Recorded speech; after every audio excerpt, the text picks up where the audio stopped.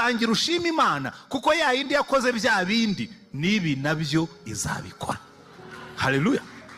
Abantu benshi iyo Imana ibagiriye neza bakarya bagahaga, bagacuruza bakunguka, bakiga bakabona diplome, bakazamuka bakabona icyubahiro, icyambere bakuramo no gushima Imana.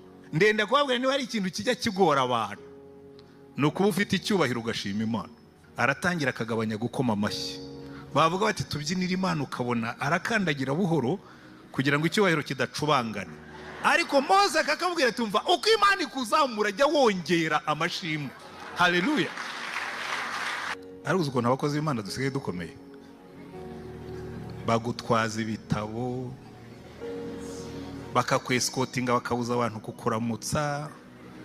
Bamwe bakakubwira ngo impamvu batagomba kuturamutsa ngo tuba dufite amavuta jojoba ngo bayadukuraho. Nkavuga nayo ngayo nayinyuma tu ngo batagukuraho anointing.